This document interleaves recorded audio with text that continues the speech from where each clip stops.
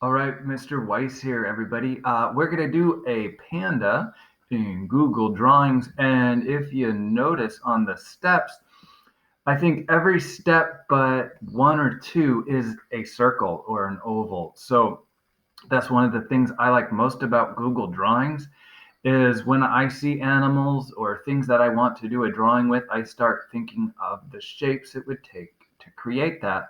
And in a lot of drawings, we can take the same shape over and over again, just make it look a little different, and we can turn it into something.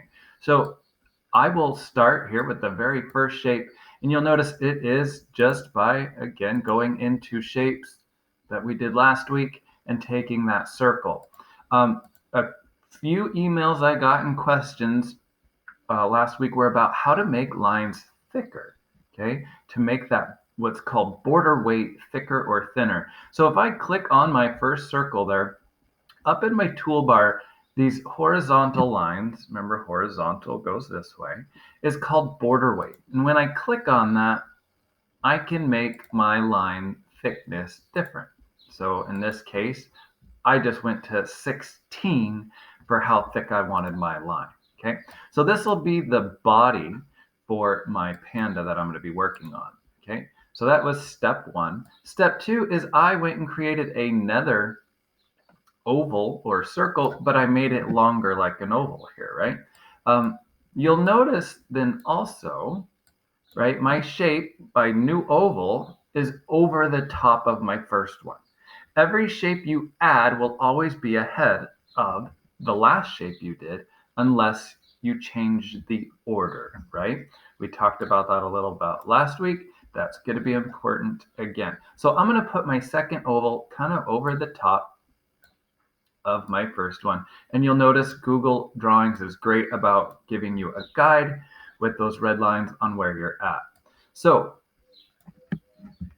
my next step are these two circles.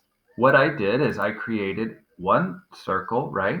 I filled it in black and then I copy and pasted it. So I had two of them. Remember, Control C to copy when I've clicked on it, and then Control V, and it gives me those two.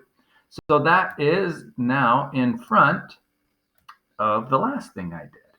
So I'm going to go ahead and do the shortcut again, and I'm going to press Control and then the arrow down until it goes back behind. Okay, I'll do that again.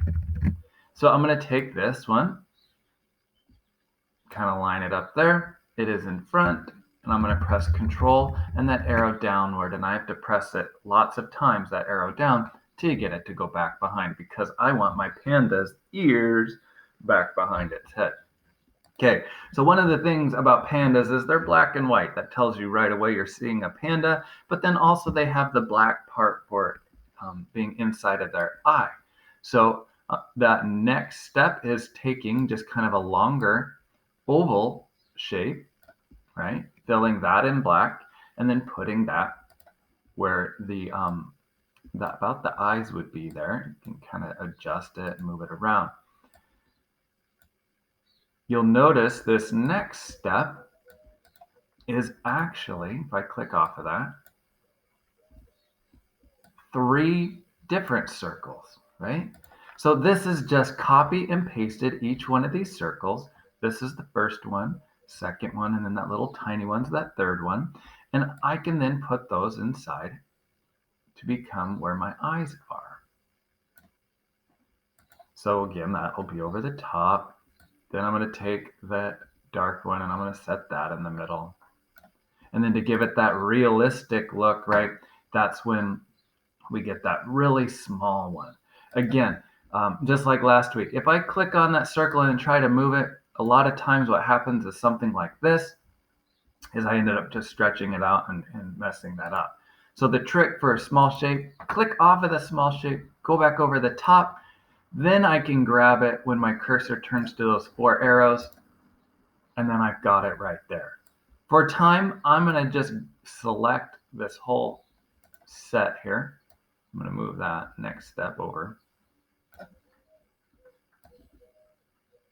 I can select that because I'm just acting like I'm making a shape over the top of it. and then that lets me take more than one shape at a time. All right, let's go into this nose here. Same kind of thing I did with the eye, is it's two ovals, one larger oval, then one smaller oval. We got black and white. If I took them separately, right, I could do it like this, set it into position, come back, grab this one, and then set that into position.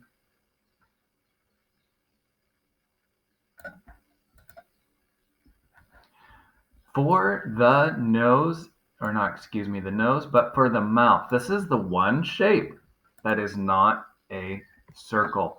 It was in shapes, and you know from last week, I like to use this one a lot. It's called the moon. If I were to build the moon over here, that moon shape, I can adjust it here, making it more narrow. I can take it and adjust it there and make it smaller or larger. And I can even make it more stretched out by going to that part there. That's it. That's all I did. And then I just filled that in black, right? I filled that in black, and you'll notice I have 3 of them. So what do you think I did? Nice. Copy and paste, right? Copy and paste. This one I made just a little bit longer than the other ones, but definitely down here in the mouth is where I did that copy and paste.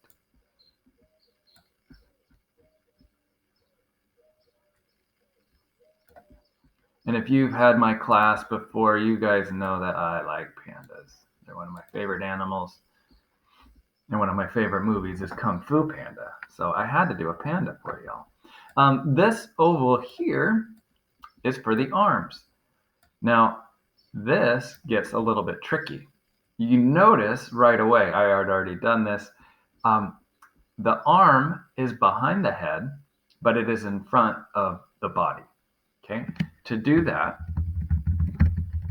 if I do that control and then that arrow up, because of the order of things, I can press control and arrow down and change the order and put it where I want. So I'm going to do that with the other one, and I'm going to set it using that guide to be about even. And then this final last step here, you guys could have guessed it. I suppose I could have done it with that border weight, but I chose to do 2 circles again, copy and paste, so that I have those 2. And I'm going to set this fairly close to my arm, and then I can set that inside. I loved seeing how you guys were all customizing and changing your drawings a little bit to make them your own. If you want to do that again with this panda, feel free, go for it.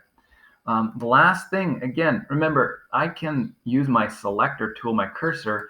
I can hold down and act like I'm building a shape over the top of my entire panda. And now the computer sees that panda as one shape. That means I can pick them up and move them. I can resize it. I could copy and paste it. And now I have 2 pandas, right? If I decided I didn't like that, I can click undo. But this is a great way for me to be able to pick up my panda drawing, put them on a background, or her, maybe it's a girl panda, I don't know, and then get my background on there and then move my panda back to the way I want it to be. All right, I loved seeing your drawings last week. Send me your panda drawings. Can't wait to see them. Thank you, everybody. Stay safe. Hope to see you soon. Thank you.